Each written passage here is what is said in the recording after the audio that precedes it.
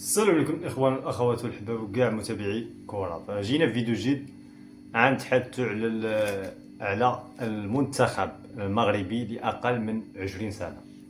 فبصراحه الله اليوم غتنطلق المنافسه ديال كاس افريقيا لاقل من 20 سنه في مصر، والمنتخب المغربي هذه الفئه هذه بصراحه الله عنده مواهب في المستوى. وبالتالي الدراري هذه عامين هما مجموعين مع بعضياتهم. هذه السياسه ديال الجامعه الملكيه المغربيه لكره القدم، وعن تنقيب المواهب باش انهم يكونوا في المستوى وندفروا بهذه الكاس هذا. فمصر غادي غتستضيف هذه الكاس هذه، وبالتالي المنتخب المغربي خصنا نكونوا واجدين وحاضرين. اليوم عندنا مباراه مع المنتخب ديال كينيا. فتبارك الله الدراري يعني عندنا مواهب في المستوى، تجمعات كنا كنديروا في المستوى في المركز ديال محمد السادس لكرة القدم في المغرب. عندنا إمكانيات وطاقات كبيرة من جميع البلدان العربية وكذلك من البلدان الخارجية. عندنا مواهب استقطبناهم من تماك.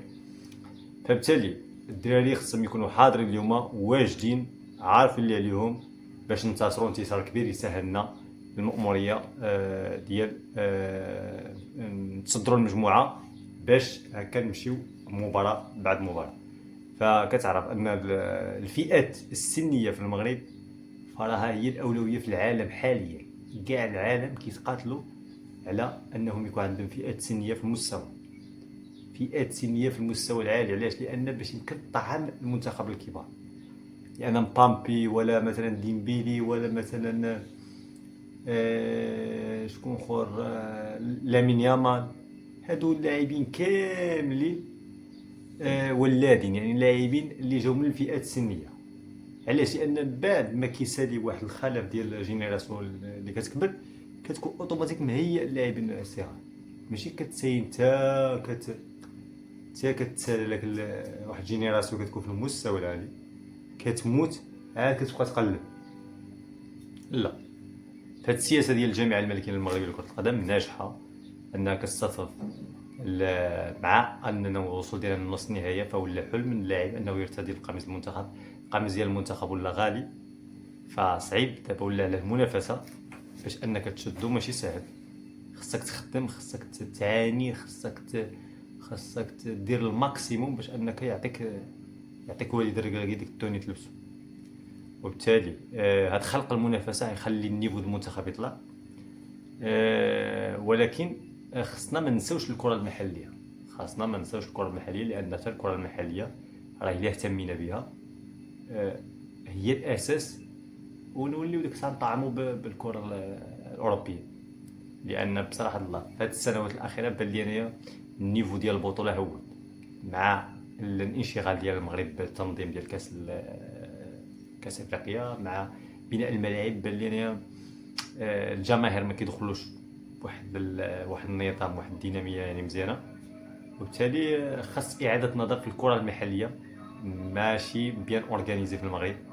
التحكيم ماشي في المستوى، يعني خاص الوراجل التحكيمي يتصلح. داك الفوت العادي ما خصوش يكون فوت، لان الا ما كانش عندك تحكيم في المستوى وما كانش عندك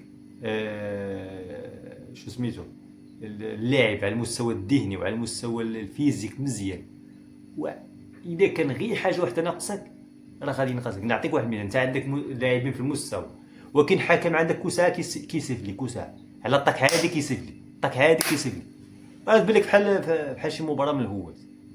ما يمكنش.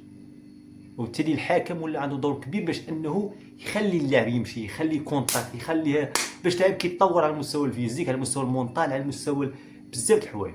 وانت ملي كتشوف المباراه في المغرب كتشدها كامله 90 دقيقه، كتجبر فيها اللاعب 10 دقائق ولا 5. فمتمنيين كلشي طايح، كلشي ناعس، كلشي كيضيع الوقت، كلشي باغي يسيف لي. ولكن انا عجبني هذا القانون اللي غيديروا الاتحاد الدولي. فهي بصراحه الله قانون في المستوى، يولي اللاعب الحارس ديال المرمى الا ما مشاش يعني الا مشى خلى الكره عند واحد 8 ثواني ركنيه. وخاص يتشدوا في هذه القوانين هذو، خصوصا افريقيا بزاف خصو تشدوا فيها، لان ما يمكنش راه استحمار المتابع ديال كره القدم ملي كيديروا ديك الحوايج هادي. اذا هادشي اللي كاين الاخوان، ما تنساوش دعمونا بلايك، واللي مازال ما اشترك يشترك في القناه ديالنا وعطيونا الراي ديالكم وتهلاو الفاصل.